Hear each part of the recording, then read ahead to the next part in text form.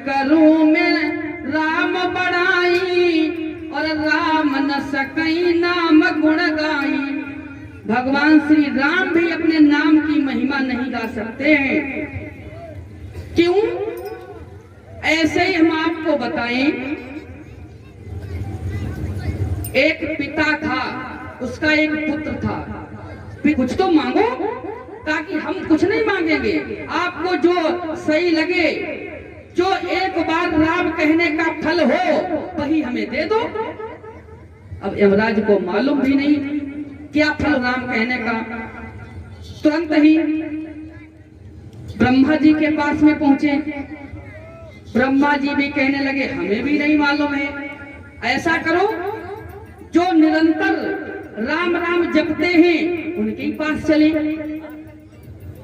अब वो नास्तिक मालूम टूर पर निकला है, ऐसे फ्री में यात्रा कर रहा है, ब्रह्मलोक में फ्री में घूम आया, अब जा रहा है शिवलोक में भगवान शंकर के दर्शन करने के लिए।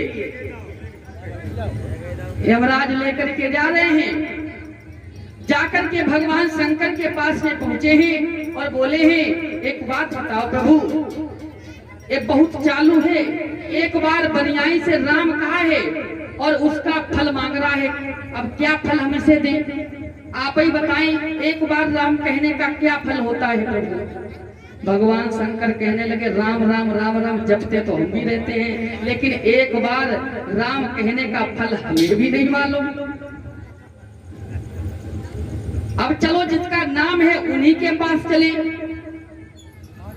भगवान ब्रह्मा, शिव जी, सभी देवता भी साथ में चले हैं और जाकर के पहुंचे हैं वैकुंठ धाम में, जहां भगवान विष्णु हैं। साकेत धाम में जब पहुंचे, तब भगवान विष्णु ने देखा और बोले, कैसे आना हुआ बोलो। यमराज कहने लगे, प्रभु बहुत बड़ी गड़बड़ी हो गई है।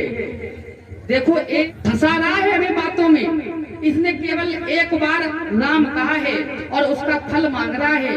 अब आप ही बताओ, आपका नाम है, इसे फल क्या हम दें? भगवान विष्णु ने उस लड़के को पास में बुलाया और गोद में बैठा लिया। सब देवताओं से कहा, अब तुम जाओ।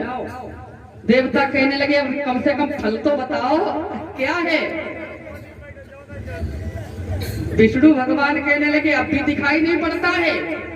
जो मेरे धाम में और मेरी गोद में बैठ जाता है, फिर इससे बड़ा फल क्या हो सकता है उसके लिए?